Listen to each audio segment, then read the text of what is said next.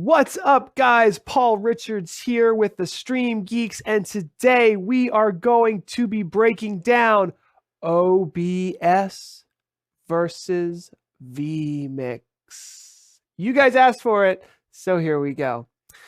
It's time to review two of the top live streaming and video production software solutions today. We're going to compare Open Broadcaster software with vMix, and these two software solutions are quite different, but they're very important for so many video producers. In fact, myself, I use vMix every single day, and I use OBS all the time as well. As a video maker, vMix is kind of like my Photoshop if I was a digital editor. And OBS is kind of like my open source playground that I'm always checking out to see what can be done, because there's so many people using it and it's open source and the plugins are always getting better. It's such a good piece of software. So I love it so much, but I really want to get into it today. So first of all, let's start with the obvious. Open Broadcaster software is free and open source.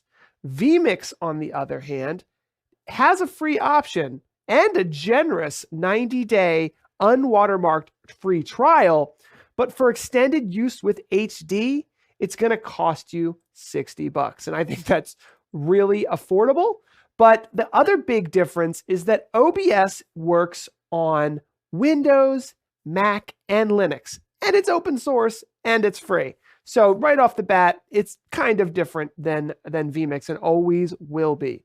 So if you're a Mac user or you're a Linux user, check out Mimo Live or Ecamm Live or even Wirecast.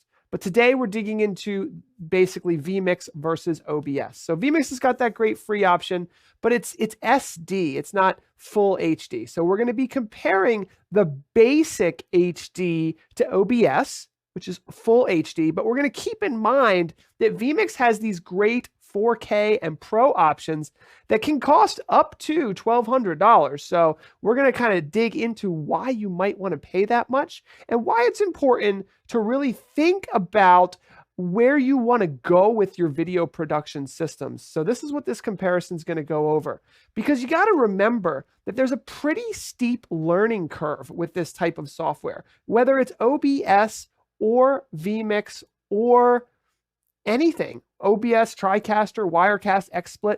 There's going to take a number of times for you to learn how to use this software. And so you want to just start with the right one, right? Because you could spend 20, 30, 40 hours that could be wasted. You could waste an entire week learning a software that eventually won't have the capabilities that you need.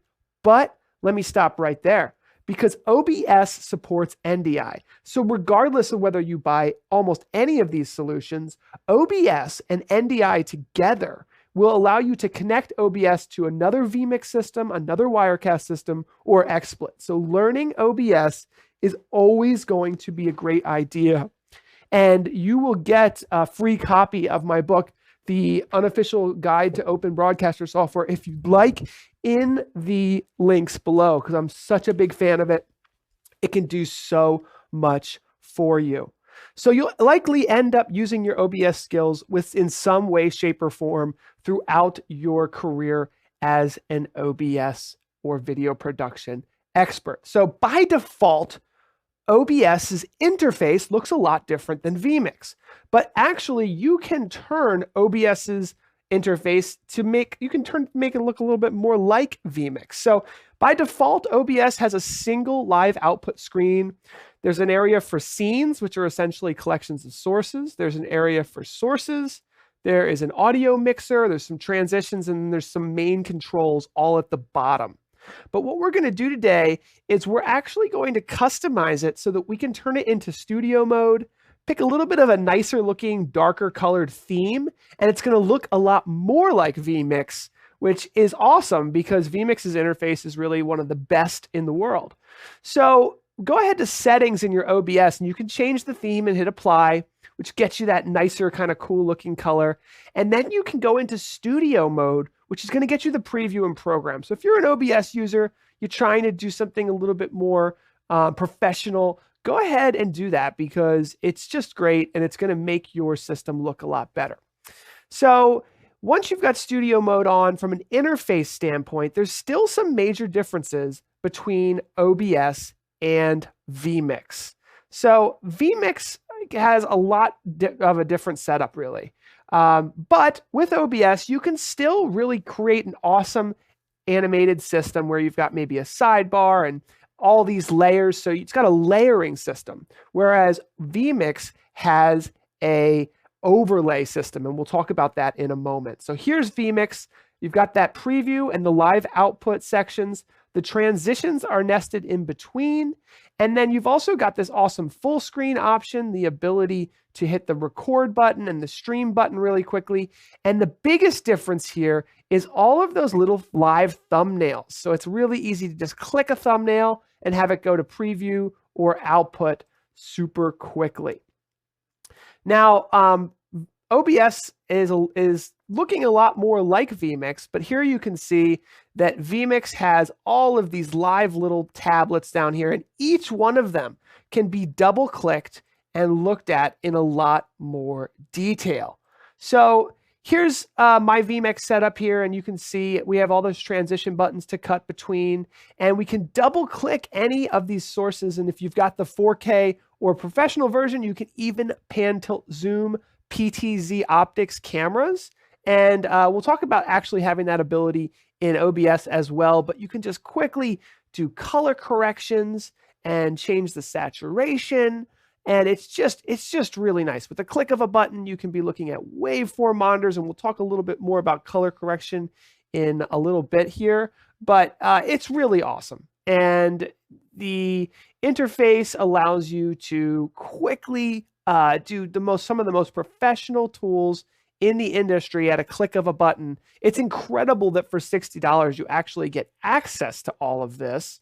And I'm just a huge fan. I've been using it for years, and I was able to grow into my use of vMix, and I kind of grew out of the tools that OBS offers. Here you can see the multi-view. You can have actually 10 layers of multi-view on any individual input. So you can kind of build scenes the way that OBS builds scenes, but it's a little bit more powerful because now every input can have is basically its own scene, to use OBS terminology.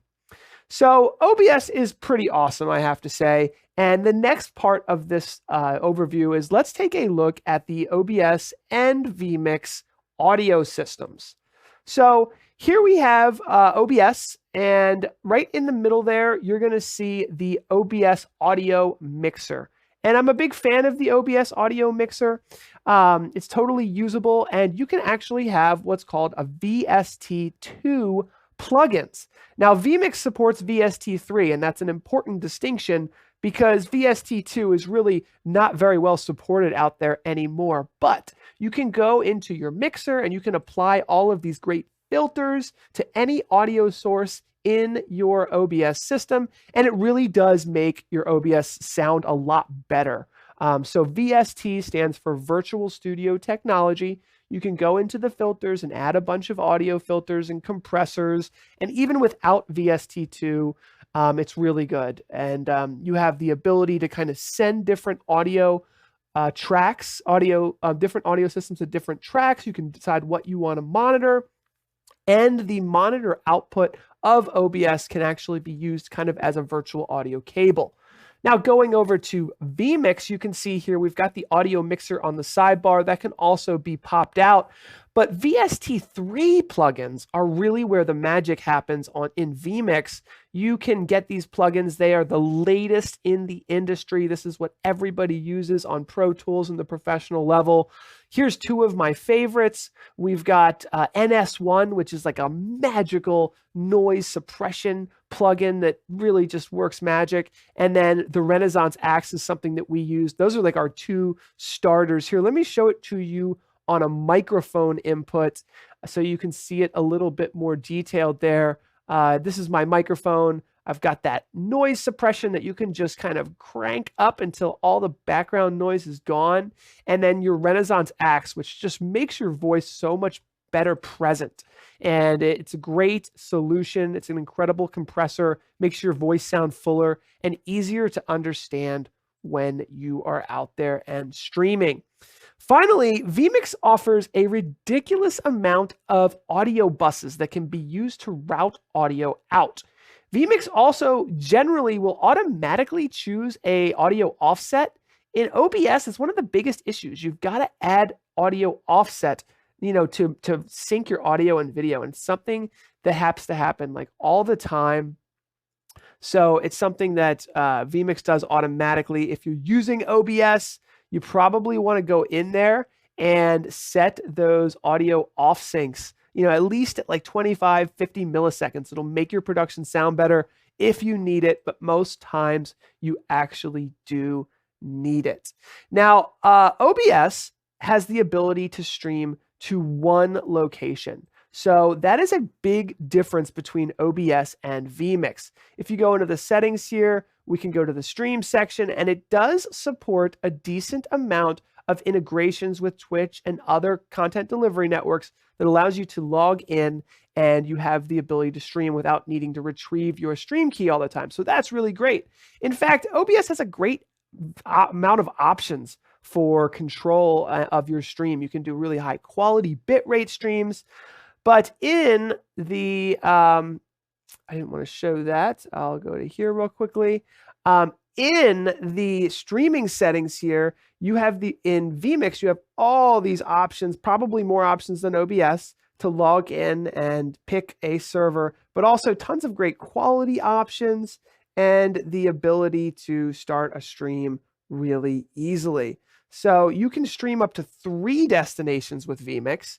You can start and stop any of those 3. So it gives you a really good option for controlling what you can do inside of vMix. Now, if you're using OBS, you can purchase a restreaming software that will actually in the cloud take your single stream and stream it to many different destinations. And that might be the best option for you if you don't have enough computing power or bandwidth to handle streaming to 3 destinations at the same time.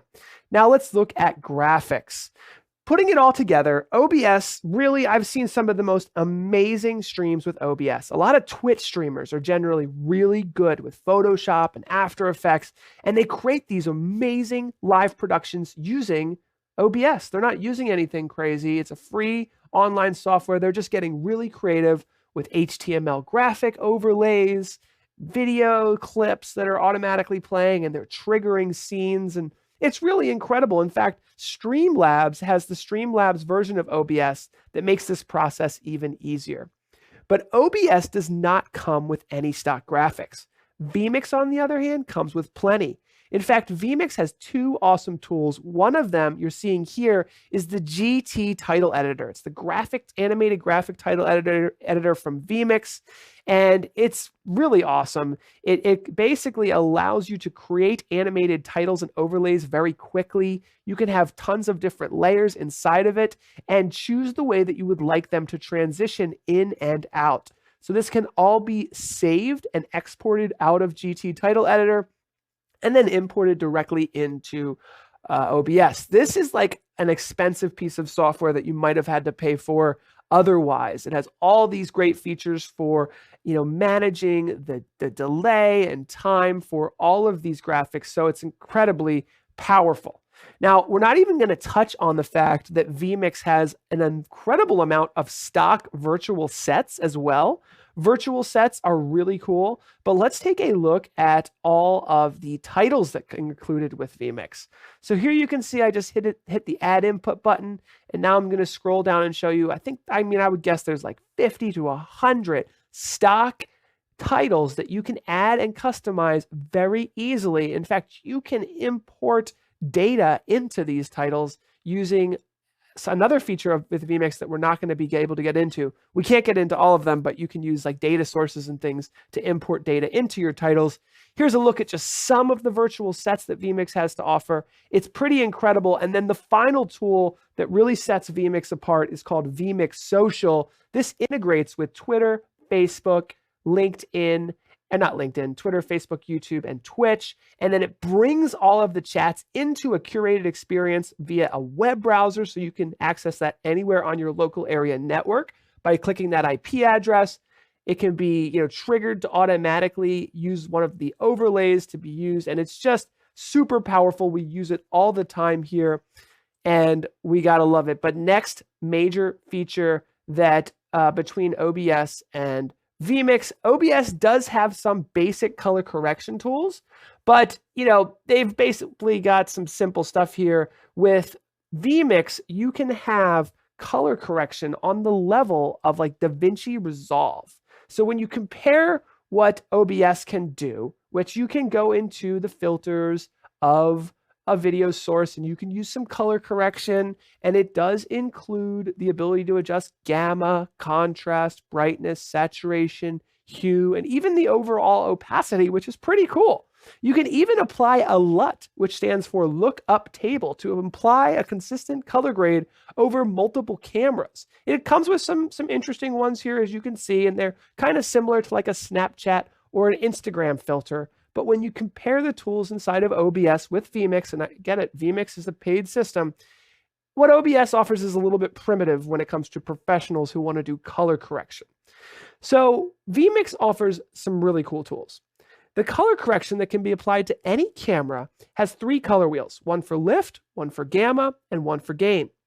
You can use these with color bars instead of the color wheels, which is nice because when you're using a color wheel, you're always adding color but taking away from another part at the same time.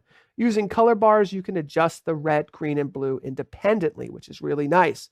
But beyond color correction itself, vMix includes some professional waveform monitor and vector scope tools that can be used so you can really dig into the data and look at your video sources through these tools. You can click that monitor option there to view the video with a preview directly next to a waveform monitor or vector scope monitor. This is super professional in the industry. And if you're an industry professional, you go, I'm sure you're saying, yep, that's what I'm used to. That's what I need. If you are just learning about color correction, it's pretty incredible that you can gain access to this tool for only $60, which is the HD version of vMix. So if you care about how your productions look and you really want to dig into the production side of things, this is really an incredible part of it all. Now, the next thing that I wanted to mention is the PTZ camera controls. So with OBS, there are 2 options for PTZ camera controls. PTZ Optics does offer basically two options. One is a plugin, and the other is a dockable OBS window, which is pretty cool. So you can actually dock that directly into vMix or to OBS, and you can control it. It's pretty awesome. As you can see, we're using it here, and it solves a lot of issues for folks who want to control their camera directly inside of OBS. Now, if we look at what it looks like in vMix, there's some extra little features here. It's built right into the tab, and you can create presets very easily, which is what vMix has had since version 17. So I have to say, this is really incredible, the ability to create these little presets. They become their own inputs inside of vMix. So you can just click them. The idea of this is that you click it and it changes the input in preview, and then you can transition to it once the camera has been changed. So if you're a one-man production system, it's great. You can see here I just changed the speed to super slow, and then you can change the speed to super fast. You can also change the speed of presets. So if you want the presets to go very slowly, you can do so simply by changing that button, and now you have these slow sweeping pans directly inside of vMix. So it's really awesome. I know we're taking a lot of time here. I got a couple more things, guys. The next is NDI. So OBS supports NDI, and that's a main reason why, regardless of whether you use vMix or OBS, you should probably learn how to use OBS, because it's totally free and it supports NDI inputs and outputs. NDI stands for Network Device Interface, and it's a royalty-free IP video production protocol that allows you to send and receive high-quality, low-latency video over your network. This means you can send video from one place to another totally for free, possibly from your OBS system back into your vMix system. So let's take a look at this in vMix because it really is pretty incredible. We open up the settings here and we see that we can offer all these inputs and outputs, up to 4 different unique outputs with the ability to kind of throttle the bandwidth a little bit between SD, 720, or 1080. Plus, you have the ability to turn all cameras, all video inputs, and all audio outputs into NDI outputs. We use this all the time just to grab audio from a specific area, to grab video from a specific area. It's pretty incredible. Now, let me show you guys the last one here on my list. There's a lot more that we weren't able to cover, but the vMix web controller is pretty incredible. It allows you to control everything in vMix directly through an IP address. And look at that awesome interface, really easy to use with a touchscreen. This allows you to, really just host your live streams and produce them 100% yourself. All through the quarantine, when I haven't been able to have a producer here, we've been doing all our live streams this way. You can also gain access to all of the shortcuts that you set up, so you can remotely hit record or stream. You can even remotely edit titles, and I've seen actually schools use this to have a graphic title editor using that. You can also access vMix Social, so a lot of times I will edit the entire or produce the entire show, and then also use, basically I'll be shooting the show and then also looking at the social media coming in.